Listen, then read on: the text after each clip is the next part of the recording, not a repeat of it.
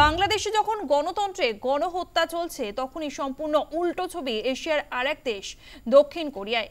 বিরোধী রাজনৈতিক দল ও জনতার প্রতিরোধ ভেঙে দিল একনায়কতন্ত্র গঠনের প্রক্রিয়া।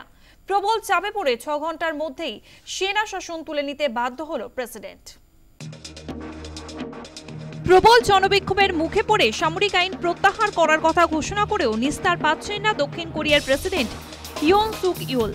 বিরোধী শিবির ঘোষণা করেছে এবার তাকে বরখাস্ত করার ইমপিচমেন্ট প্রক্রিয়া শুরু হচ্ছে। ইউল মঙ্গলবার দুপুরে সামরিক আইন জারির কথা ঘোষণা করার পরেই মঙ্গলবার বিকেল থেকে পূর্ব এশিয়ার ওই দেশ জুড়ে শুরু হয়েছিল অশান্তি। ওই আইন বাস্তবায়িত করার দায়িত্ব দেওয়া হয় সে দেশের সেনাপ্রধান জেনারেল পার্ক আনসুকে। কিন্তু তারপরেই 300 সদস্যের মধ্যে 190 জন সাংসদ সামরিক আইন জারির বিরুদ্ধে পাল্টা প্রস্তাব পাশ করিয়েছিলেন পার্লামেন্টে।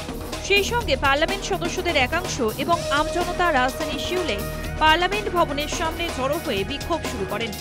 শেষ পর্যন্ত চাপের মুখে পড়ে বুধবার সামরিক আইন প্রত্যাহারের কথা ঘোষণা করেন ইউল। কিন্তু কেন এমন পদক্ষেপ করেছিলেন তিনি? দক্ষিণ কোরিয়ার প্রেসিডেন্টের যুক্তি ছিল পড়শি দেশ উত্তর কোরিয়ার একনায়ক কিম জং উনের মদতে ক্ষমতা দখলের ছক কষছে বিরোধীরা, তাই এই পদক্ষেপ। News time.